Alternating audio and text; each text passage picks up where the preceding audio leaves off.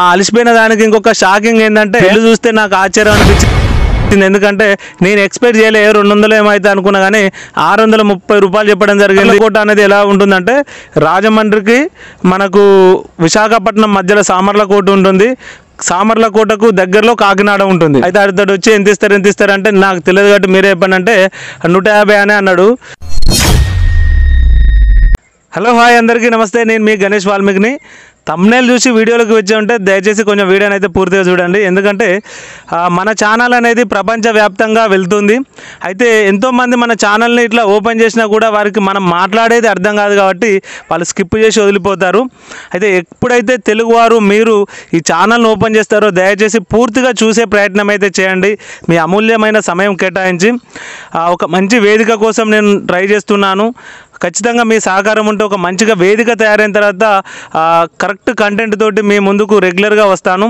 మనం అయితే ఈ వీడియో తీయడానికి ముఖ్య ఉద్దేశం ఏంటంటే నేను మీతోని ఇంటరాక్ట్ అయినప్పుడే నా యొక్క స్వభావం మీకు తెలిసి ఉంటుంది. సబ్స్క్రైబ్ చేసుకున్నప్పుడు మీకు ఒక అవగాహన అనేది ఉండాలనే ఉద్దేశంతో ఇంటరాక్ట్లో భాగంగా ఈ వీడియో చేస్తున్నాను. అదేవిధంగా ఇప్పుడు నా ప్రయాణంలో నేను చెప్పినటువంటి అనుభవాలు మీరెప్పుడైనా కనుక మీ జీవితంలో అనుభవించినట్లయితే కామెంట్ రూపంలో చెప్పండి. అదేవిధంగా వేరే రకంగా కూడా మీరు అనుభవించినట్లయితే దాన్ని కూడా కామెంట్ రూపంలో చెప్తే మనకు వచ్చినటువంటి కామెంట్లను అన్నిటినీ కలిపి కూడా నేను ఒక వీడియో చేసి మరొకసారి మళ్ళీ ఇంటరాక్ట్ అవ్వడానికి నేను ప్రయత్నం చేస్తాను. మంచి వేదిక తయారు చేయడానికి మీ సహకారం ఎప్పుడు నేను కోరుకుంటాను. ఇక నా యొక్క ఈ థంబ్నెయిల్ ప్రకారం మన వీడియోలోకి కనుక వెళ్ళినట్లయితే థంబ్నెయిల్లో చూసినట్టు మరి ఒక చిన్న పని మీద నేను సామర్లకోట దగ్గరికి వెళ్ళడం జరిగింది. ఫ్యామిలీతో కలిసి ఈ జఫర్గఢ్ నుంచి వెళ్ళి రాత్రి 7:30కు 26 తారీఖు నాడు రాత్రి 7:30కు బయలుదేరి కాజీపేటకు వెళ్ళాము. దాదాపు అప్పటికే చీకటి అయింది కాబట్టి 8:30 ప్రాంతంలో కాజీపేట రైల్వే పార్కింగ్లో నా బండిని పార్క్ చేసి మరి ట్రైన్కి అయితే వెళ్ళడం జరిగింది. ఆ ట్రైన్ రైల్వే స్టేషన్కి వెళ్ళడం జరిగింది. రైలు వచ్చేసి మనకు విశాఖపట్నం సూపర్ ఫాస్ట్ ఎక్స్ప్రెస్ దాదాపు 8:48 రెగ్యులర్ టైము, కాకపోతే 9:15కేమో వచ్చింది.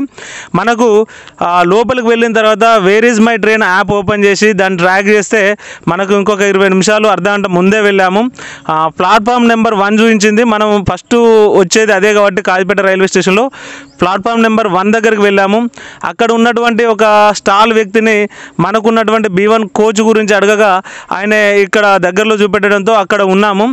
రిలాక్స్గా ఉండి 2 పిల్లలు, నేను, లగేజు, మా ఫ్యామిలీ అట్లా మేము 4 కలిసి అక్కడ ఉన్నాము. తీరా ఒక 10 నిమిషాల ముందు ప్లాట్ఫామ్ నెంబర్ 1 మీదకి మనకు తిరుమల వెళ్ళేటువంటి ఒక స్పెషల్ ట్రైన్ అనుకుంటా అక్కడికి వచ్చి ఆగింది. So where is my train app open చేసినప్పుడు అది మనకు గన్పూర్ నష్కల్ అని చూపెట్టి కరెక్ట్ 10 నిమిషాల తర్వాత మనకు కాజీపేట రీచ్డ్ అని పడ్డది. మనకేమో ప్లాట్ఫామ్ నెంబర్ 1 మీద మనకు వేరే ట్రైన్ ఉంది. సో ఇది వెళ్ళినాక అది వస్తుంది కావచ్చు, అది వెనక అవుతుంది నేను అనుకున్నా కానీ అది పక్క పంట నుంచి మా కళ్ళ ముంగట ఒక ట్రైను వేరే ప్లాట్ఫామ్ మీదకి పోతుంది. అప్పటికే అనౌన్స్ కొంచెం నేను జాగ్రత్త మా చిన్న పాప అరవడం వల్ల నేను అనౌన్స్ను పట్టించుకోలేకపోయినా. తీరా ట్రైన్ ఆగిన తర్వాత అనౌన్స్ కరెక్ట్ అంటే మేము వెళ్ళాల్సిన Visakhapatnam super fast express 3rd platform మీద ఆగున్నాయని చెప్పేసరికి ఒక్కసారి నేను టెన్షన్ పడ్డా. ఎందుకంటే అసలు మరి ప్రయాణం క్యాన్సిల్ అయితే, ఎందుకంటే ట్రైన్ మన గురించి ఆగది. ఇప్పుడు 2 పిల్లలు, నేను, మా ఆవిడ, లగేజ్ మాకు ఒక 2 రోజులకు సరిపోను లగేజ్ బ్యాగులు 2-3 బ్యాగులు ఉన్నాయి. వీటన్నిటితోనూ ఆ మెట్లు ఎక్కాల్సింది కొంచెం దూరంలో ఉన్నాం మేము, ఎందుకంటే మా కోచ్ ఆగే దగ్గరికి అని చెప్పేసి ఆల్రెడీ వచ్చినాం కాబట్టి మెట్లు ఎక్కేది దూరంగా ఉన్నది. ఒక 5 సెకండ్లు నేను ఏం చేయాలని అర్థం కాలేదు. వెళ్దామా క్యాన్సిల్ చేసుకుందామా, ఎందుకంటే అంత ఉరికి ఎక్కడం ఎందుకు మంచిది కాదనిపించింది. సరే అని చెప్పేసి ముందుగా మా పెద్ద పాపను తీసుకొని 2 బ్యాగులు వేసుకొని నేను ఫస్ట్ పరిగెత్తాను. తర్వాత మా వాళ్ళు వెనక వచ్చేసరికి ఎందుకు ప్లాట్ఫామ్ చేంజ్ అయింది కావచ్చు మనకు, ఎందుకంటే రైల్వే వ్యవస్థ మీద రైల్వే ప్రయాణం మీద నాకు అనుభవం చాలా తక్కువ. నేను ఎప్పుడు కూడా రైల్వేలో చాలా తక్కువగా అరుదుగా వెళ్ళాను. సో అక్కడికి వెళ్ళిన తర్వాత మేము మెట్లు దిగానే మా యొక్క సంబంధించిన కోచ్ అక్కడే ఉంది. వెంటనే మేము లోపలికి వెళ్ళి రిలాక్స్ అయినాం. మేము తీసుకున్నది ఏసీ బెర్త్ అయినప్పటికీ కూడా దాదాపు 20 నిమిషాలు నాకున్న చెమటలు పోలే. అంటే మేము పరిగెత్తిన విధానం, తీసుకున్న టెన్షను ఏ విధంగా ఉందో అర్థం చేసుకోవచ్చు. సో మా బెర్తులు అయితే కన్ఫర్మ్ చేసుకొని ఇక కొంచెం తిన్నట్టు చేసి పడుకున్నాము. తెల్లారి మనం ఒక అర్ధగంట ముందే అలారం పెట్టుకున్న వేర్ ఇస్ మై ట్రైన్ దానికి సంబంధించి మళ్ళీ చూసిన. ఎందుకంటే టెక్నాలజీని మనం అప్పుడప్పుడు మోసం చేస్తవచ్చు, కానీ మనం 90% అక్యురేట్ ఉంటుంది కాబట్టి మళ్ళీ ఒక అర్ధగంట అయితే ముందు అలారం పెట్టుకొని లేచి సామర్లకోటలో సుమారు ఒక అర్ధగంట డిలే తోటి 5 గంటలకు మనం సామర్లకోటలో దిగాము.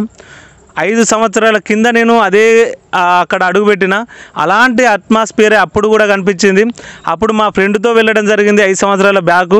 తర్వాత 5 సంవత్సరాల తర్వాత మా 2 పిల్లలు, నేను, మా ఆవిడ, మా ఫ్యామిలీతోటి వెళ్ళడం జరిగింది.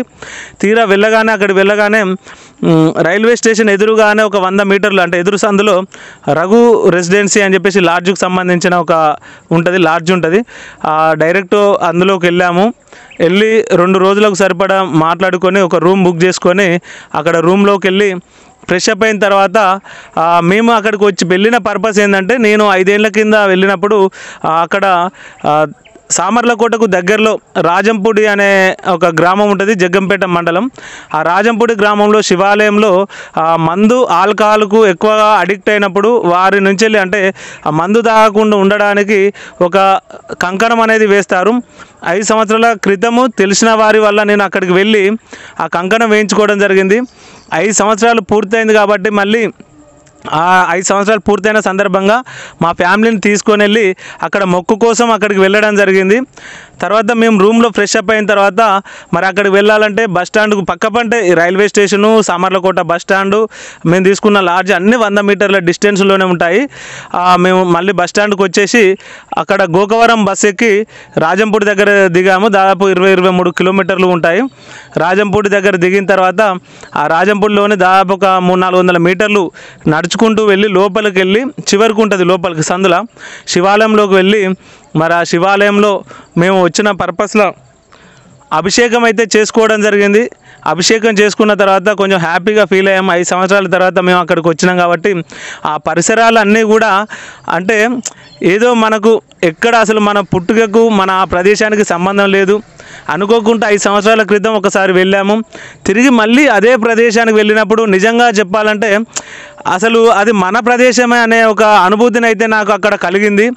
అలాంటి అనుభూతితో అక్కడ ఆ స్వామివారికి శివయ్యకు అభిషేకం చేసుకొని అభిషేకం పూర్తయిన తర్వాత తిరిగి మళ్ళీ బస్సు ద్వారా ఇక్కడ కాకినాడ బస్ ఎక్కితే మళ్ళీ సామర్లకోటలో దిగింది.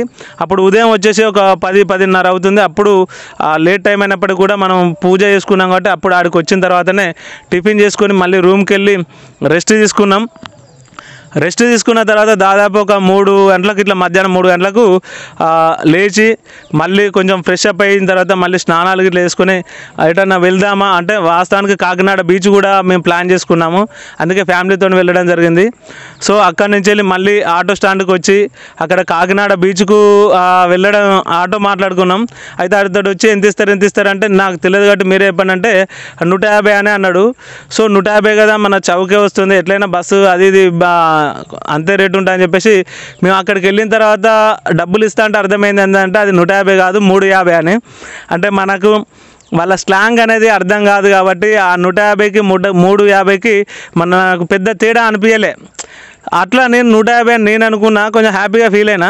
సో 150కి అంత ఈజీగా వర్కౌట్ కాదు. కాకపోతే ఎవరైనా షేర్ ఆటో అయితే ఆ 150 వర్కౌట్ అవుతుంది.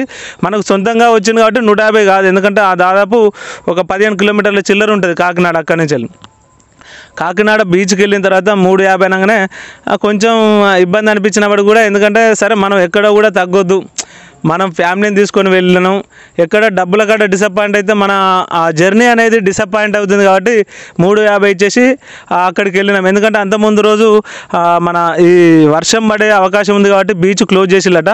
సో మన లక్ అది అనుకోవాలి, ఎందుకంటే బీచ్ ఓపెన్ అయి ఉన్నది. సో బీచ్కి వెళ్ళి ఫస్ట్ టైం నేను అంతకుముందు 5 ఏళ్ల కింద నేను అక్కడికి వెళ్ళిన, నేను బీచ్కి వెళ్ళడం కూడా సెకండ్ టైము. మా వాళ్ళు మా పిల్లలకి ఫస్ట్ టైం వాళ్ళకు.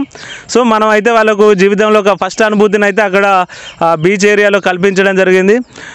బీచ్ను చూసి పిల్లలు కానీ అందరూ సంబరపడ్డారు. కానీ మా చిన్న పాప వాటర్ చూడగానే ఫస్ట్ అందులో కురికింది, కానీ ఆ కెరటాలు వచ్చే ఒచ్చుడుకు అక్కడ అందరు అరవడంతో భయపడి ఇక వాటర్లో దిగకుండా ఊకే ఏడ్చుకుంటుంటే నేనే ఎత్తుకొని కొంచెం అటు ఇటు ఆడివ్వడం జరిగింది. బీచ్ అయిపోయిన తర్వాత అక్కడి నుంచి తిరిగి ఆటోలో మళ్ళీ సేమ్ 350 పెట్టి సామర్లకోట దగ్గరికి రావడము. అక్కడ లోపల ఇంటికి మన రూమ్లోకి వెళ్ళి ఫ్రెష్ అప్ అయిన తర్వాత నేను డిన్నరు అక్కడి నుంచి తెప్పించుకొని హోటల్ నుంచి వెళ్ళి డిన్నర్ అయితే కంప్లీట్ చేసుకున్నాము. కంప్లీట్ చేసుకున్న తర్వాత మళ్ళీ పడుకున్నాము. పడుకున్న తర్వాత తెల్లారి యాక్చువల్ ఏంటంటే మేము రిటర్న్ రావాలి మా మొక్క అయిపోయిన తర్వాత, కానీ మనకు రిటర్న్ టికెట్లు ఎందుకో మరి అంటే సమ్మర్ అయిపోతుంటే అందరూ అటు ఇటు ఎక్కడ ఏ ట్రైన్లో కూడా అంతా మేము ఏసీ బెర్తులు తీసుకున్నప్పుడు కూడా ఎక్కడ కూడా అంటే సీట్లు అనేవి ఖాళీగా లేవు, ఫుల్ రష్గా ఉన్నాయి. అంటే మన సమ్మర్ అయిపోతుంటే అటు ఇటు తిరుగుతున్నారు కాబట్టి అందరూ మొత్తమే అయితే మాకు రిటర్న్కు టికెట్లు అందుబాటులో లేకపోవడంతో మాకు 29 తారీఖు మాత్రమే అందుబాటులో ఉన్నాయి. వందే మాత్రం 29 తారీఖు రోజు ఉదయం 7:15 సామర్లకోట నుంచి వెళ్ళి మాకు వందే భారత్ ఎక్స్ప్రెస్ విశాఖపట్నం వందే భారత్ ఎక్స్ప్రెస్ మాకు అనుకూలంగా ఉండడంతో ఆ రోజుకు బుక్ చేసుకున్నాం టికెట్లు. మేము 2 రోజులు ఉండాల్సి వచ్చింది. అయితే 27 తారీఖు మాకు రాజంపూర్లో శివాలయం దగ్గర మొక్క అయిపోయిన తర్వాత మాకు రిటర్న్ టికెట్ లేకపోవడంతో మేము రూమ్లోనే ఉన్నాం కదా. 28 తారీఖు ఏంటంటే మా యొక్క పెళ్లి రోజు. 9 వసంతాలు పూర్తి చేసుకొని 10వ వసంతంలోకి అడుగు పెడుతున్న రోజు కాబట్టి మేము సామర్లకోటలో అక్కడే ఉండాల్సి వచ్చింది. సరే ఎక్కడ ఉన్నా మేము సంతోషంగా ఉంటే చాలనుకొని తెల్లారి లేవగానే అందరం కుటుంబం మొత్తం మంచిగా ఫ్రెష్ అప్ అయ్యి మళ్ళీ ఆటో స్టాండ్ దగ్గరకు వచ్చి దగ్గరలో ఉన్న ఏదన్నా టెంపుల్కు, ఎందుకంటే దూరంగా వెళ్ళాలనుకోలేదు, ఇబ్బంది పడతారు పిల్లలు కాబట్టి పొద్దున. సో దగ్గరలో ఉన్నటువంటి టెంపుల్ ఎక్కడ ఉన్నా అంటే ఆటో అతను ఒక 100 రూపాయలు తీసుకొని ఒక టెంపుల్ దగ్గరికి అయితే తీసుకెళ్ళాడు. ఆ టెంపుల్ లోపలికి వెళ్ళే ముందు అక్కడ ఉన్న ప్రదేశాలు చూస్తే నిజంగా అసలు చాలా చాలా ఎక్సలెంట్ అందంగా ఉన్నాయి. ఎందుకంటే తూర్పుగోదావరి ప్రాంతమే దాదాపు గోదావరి పరిసర ప్రాంతం. మొత్తం అటు చుట్టూ మొత్తం కొబ్బరి చెట్లు, పశువులకు వేసే మేత, ఇవన్నీ పచ్చగా అనిపించినాయి. ఆ పచ్చని చేళ్ల మధ్యలో ఒక గుడి, పురాతనమైన గుడి అది.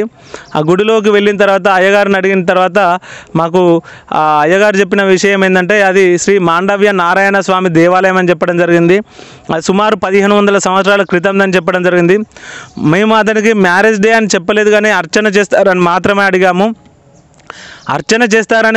అడిగాము. అడగగానే చేశాడు అతడు. దాదాపు స్వామివారి దగ్గర ఒకసారి మరియు అక్కడ అమ్మవారు కూడా ఉంది లోపలనే, 2 దిక్కుల 2 సార్లు దాదాపు ఒక అర్ధగంట సమయం తీసుకొని మాకు అనిపిస్తుంది ఇంకెప్పుడైపోతుంది అని, కానీ అతడు ఏ ఇబ్బంది లేకుండా మాకు ఒక అర్ధగంట పూజ చేసిండు. నిజంగా దూర ప్రాంతం వెళ్ళినప్పటికి కూడా మా పెళ్లి రోజు అనేది అంత ఒక అర్ధగంట దేవుని సన్నిధిలో గడపడం మాకు చాలా సంతోషంగా అనిపించింది.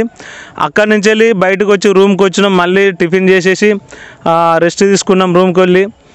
సో రూమ్కి వెళ్ళి రెస్ట్ తీసుకునేటప్పుడు అయితే ఒక్కటి అనుకున్నాం, మరి ఎటన్నా బయటకు వెళ్దామా, లేకుంటే ఇంత ఎట్లా టీవీ ఉంది రూమ్లో, టీవీ చూసుకుంటా కాసేపు అట్లా కాలక్షేపం చేసి తెల్లారి మనం ఇంటికి వెళ్దామా అనుకున్నప్పుడు నాకు అనిపించింది మనం ఒక 400-500 కిలోమీటర్లు ఇక్కడ దాకా వచ్చాము. ఇక్కడ చుట్టుపక్కల ఏమైనా చూసేది ఉంటే చూస్తే బాగుంటుంది, ఎందుకంటే మళ్ళీ సపరేట్ రాలేము.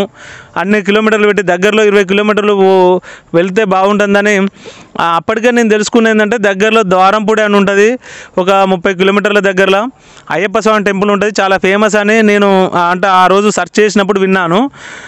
సో మా వాళ్ళతో కూడా అంటే కొంచెం అటు వాళ్ళు కూడా అంత దూరం పోదామా వద్దా అని అనుకున్న టైంలో మొత్తం మీద అయితే నేను కొంచెం బలవంతం చేసి పోదాం పా అని చెప్పేసి రెడీ అయిన తర్వాత మళ్ళీ బస్సుకు వెళ్ళినాం. ఆటో వాళ్ళు అడిగితే అంత దూరం మేము రాలేము, కొంచెం ఇబ్బంది అవుతుంది, మళ్ళీ మీరు అంత రేటు ఇబ్బంది పడతారు, బస్సుకు వెళ్ళండి అంటే రాజమండ్రి వెళ్ళే బస్సు ఎక్కినాం. రాజమండ్రి వెళ్ళే బస్సు ఎక్కితే మాకు ఈ సామర్లకోట అనేది ఎలా ఉంటుందంటే రాజమండ్రికి మనకు విశాఖపట్నం మధ్యలో సామర్లకోట ఉంటుంది. సామర్లకోటకు దగ్గరలో కాకినాడ ఉంటుంది.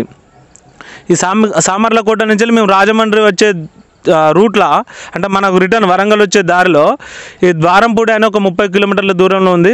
మేము బస్సులో అక్కడికి రావడం జరిగింది. మా ముగ్గురికి అంటే మా పెద్ద పాపకు హాఫ్ టికెట్, మా ఇద్దరికి ఫుల్ టికెట్, 115 రూపాయలు టికెట్ తీసుకొని ఆ ద్వారంపూడి దగ్గర ఆపిండు. నిజంగా ఏంటంటే అది చూసిన తర్వాత మా ఆవిడ ఏమన్నా అంటే అసలు ఇక్కడికి రాకుంటే చాలా మిస్ అయ్యేటోళ్ళం అన్నది. ఎందుకంటే ఆ టెంపుల్ నిజంగా అయ్యప్ప స్వామి టెంపుల్తో పాటు శివాలయం సంబంధించిన టెంపుల్ ఉంది, ఇంకొక టెంపుల్ వచ్చేసి కన్స్ట్రక్షన్ నడుస్తుంది. మొత్తం మీద 3 టెంపుళ్ళు ఒక్కరే నిర్మిస్తున్నారట. అది ఇంకా ఎండోమెంట్ కాలేదట. చాలా గొప్పగా నిర్మించారు. ఆ మూడింటికి అంటే మన కనెక్షన్ ఉన్నా అన్నట్టు, ఒక టెంపుల్ నుంచి ఇంకో టెంపుల్కి పోయేటట్టు. అక్కడ ఒక సాయిబాబా టెంపుల్ కూడా ఉంది. మొత్తం మీద అక్కడ ఉన్నటువంటి టెంపుల్లను అంటే కన్స్ట్రక్షన్ కంప్లీట్ అయిన వాటిని మొత్తం దర్శనం చేసుకున్నాము. చాలా చాలా హ్యాపీగా అనిపించింది. ఎందుకంటే ఒక కొంచెం థ్రిల్గా ఫీల్ అయినాం. అప్పటికి చీకటి అయింది. చీకటి అయిన తర్వాత మళ్ళీ ఆడ నుంచి వెళ్ళి ఒక ఆటో అనుకోకుండా రాజమండ్రికి వెళ్ళిన ఆటో తిరుగు సామర్లకోట వస్తుంటే 200కే మాకు వస్తా అన్నాడని చెప్పిండు. 200కు మమ్మల్ని ఎక్కించుకొని సామర్లకోటకు రావడం జరిగింది. దాదాపు అప్పటికి వచ్చేసరికి 8:30 అయింది. సో ఇక అప్పటికే టైట్ అయినాం. ఎందుకంటే ఆ గుడిలో కూడా బాగా తిరిగేసరికి ఒక గంట సేపు తిరుగుడే అయింది. సో కొంచెం అలసిపోయి మళ్ళీ రూమ్కి వెళ్ళిన తర్వాత మళ్ళీ భోజనాల కాడికి రాలేమని చెప్పేసి ఇక బస్ స్టాండ్ కాడ దిగంగానే పక్క పంట ఉన్న హోటల్లో మాకు 2 అంటే సాదా రైస్ ప్యాకెట్లు కొంచెం భోజనం అరేంజ్ చేసుకొని రూమ్కి వెళ్ళడం జరిగింది.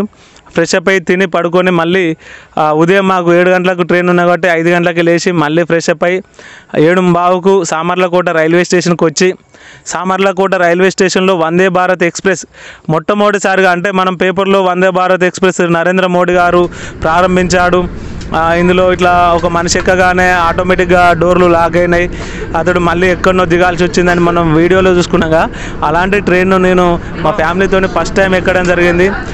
కార్ చైర్ కూర్చోవడం జరిగింది. అక్కడ ఆ నుంచి మాకు మామూలుగా అయితే మేము విశాఖపట్నం సూపర్ ఫాస్ట్ ఎక్స్ప్రెస్ ఎక్కినప్పుడు మాకు 7 గంటలు వచ్చింది ఫస్ట్, అంటే మేము ఇటు రావడానికి. మళ్ళీ మాకు తిరుగు ప్రయాణం కేవలం 4 గంటలు చూపిస్తుంది వేర్ ఈజ్ మై ట్రైన్లో. సో అది ఎక్కిన తర్వాత పరిసర ప్రాంతాలను చూసుకుంటూ వెళ్తుంటే మనకు తూర్పుగోదావరి ఏరియా సామర్లకోట ప్రాంతం అనేది తూర్పుగోదావరి జిల్లా, ప్రస్తుతం కాకినాడ జిల్లాగా ఉంది. ఇదంతా గోదావరి ప్రాంతం ఏరియా కాబట్టి ఎటు చూసినా కెనాల్ రూటు, కాలువలు ఉంటాయి, నీరు ఉన్నటువంటి పుష్కలంగా ఉంటుంది. మొత్తం ఎటు చూసినా పచ్చని పొలాలు. కాకపోతే మనకు సీజను పొలాలు అయితే లేవు, వరిని కోసినటువంటి కొయ్యకాళ్ళు మాత్రమే ఉన్నాయి. ఆ నీరు పోయే కాలువల సైడు ఎక్కడ చూడు మనకు కొబ్బరి చెట్లు అనేవి చాలా అందంగా కనిపిస్తాయి. మొత్తం మీద మనకు చాలా అందంగా కనిపించినప్పటికీ ఒక చిన్న ప్రాబ్లం ఏంటంటే, ఒకప్పుడు ఆంధ్ర అంటే రోడ్లకు పెట్టింది పేరు, కానీ నేను అటు రాజంపూడి వెళ్ళేటప్పుడు కావచ్చు, లేకుంటే ఇటు ద్వారంపూడి వచ్చేటప్పుడు కావచ్చు, కొంచెం రోడ్ల మీద అంటే ఆటోలు అటు ఇటు వెళ్తుంటే కొంచెం ఇబ్బందులకు గురైనాం. రోడ్లు మాత్రం కొంచెం బాగా లేవు. అయితే ఇది నా అనుభవంగా చెప్తున్నాను. నేను ఎక్కడ ఎవరిని కూడా అంటే నేను ఎవరిని కూడా క్రిటికైజ్ చేస్తలేను, జస్ట్ నా అనుభవాలని చెప్తున్నాను. తర్వాత అక్కడి నుంచి వెళ్ళి వందే మాతరం సూపర్ ఫాస్ట్ ఎక్స్ప్రెస్లో వరంగల్ రైల్వే స్టేషన్లో ఆల్టింగ్ ఉంది. మనకు రాజమండ్రిలో సామర్లకోటలో మేము ఎక్కిన తర్వాత రాజమండ్రిలో ఒకసారి, విజయవాడ, ఖమ్మం 3 ఆల్టింగ్ల తర్వాత మన వరంగల్లో ఉంది. వాస్తవానికి మా బండి వచ్చేసి కాజిపేట రైల్వే పార్కింగ్లో ఉంది.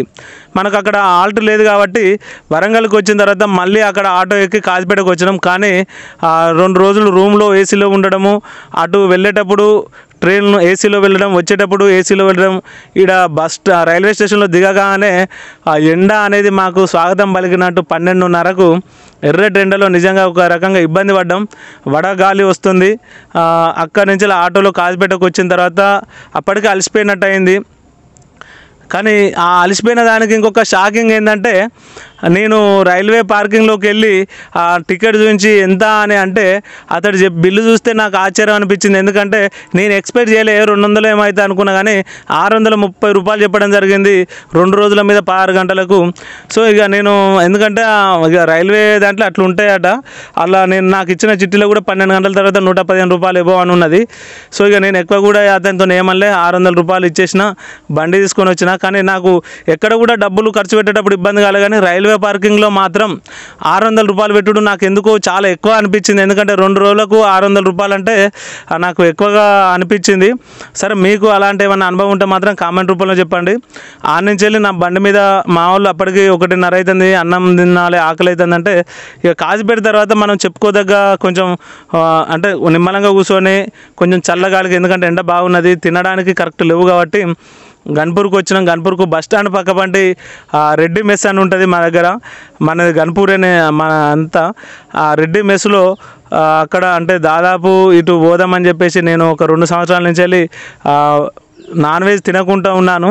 సో రెడ్డి మెస్కి వచ్చిన తర్వాత మరి చికెన్ బిర్యానీ ఆర్డర్ చేసుకున్నాను, చికెన్ 65 ఆర్డర్ చేసుకొని కొంచెం ప్రశాంతంగా భోజనం చేసి, ఎందుకంటే అక్కడ ఏసీ ఉన్నది, ఏసీ రూమ్లో కూర్చొని భోజనం చేసి ఆ ఎండకు బయటకు వెళ్ళలేక నిమ్మలంగా 1 గంట సేపు అక్కడ కేటాయించి 3 గంటలకు 3:15కు మళ్ళీ పిల్లల్ని తీసుకొని జఫర్గఢ్ రావడం జరిగింది. ఈ విధంగా సామర్లకోట, కాకినాడ జిల్లా, తూర్పుగోదావరి ప్రాంతం సామర్లకోటలో నా 2 రోజుల ప్రయాణ అనుభవాలను మీతో షేర్ చేసుకున్నాను. ఈ యొక్క నా అనుభవం మీకు చెప్పడం జరిగిన దానికి ప్రధాన కారణం ఏంటంటే నేను మీతో ఇంటరాక్ట్ కావాలి ఏ విధంగానైనా. ఎందుకంటే నా గురించి కొన్ని విషయాలు మీకు తెలిసినప్పుడే మన ఛానల్ను మీరు ఆదరిస్తారు. మీకు ఈ యొక్క నేను చెప్పిన అనుభవాలలో ఏవైనా అనుభవాలు మీకు ఎదురైనా, లేకుంటే మరో రకంగా మీరు ఎదురైనా కూడా కామెంట్ రూపంలో మీరు మీ యొక్క అనుభవాలను చెప్పండి. ఆ అనుభవాలన్నిటిని కలిపి కూడా మళ్ళీ నేను ఒక వీడియో రూపంలో, అంటే ఒక వారం రోజులు టైం తీసుకొని ఎన్ని మెసేజ్లు వస్తాయో చూసి మళ్ళీ అన్నిటిని కలిపి ఒక వీడియో చేస్తాను. వీడియో పూర్తిగా చూసినందుకు ధన్యవాదాలు. Thank you.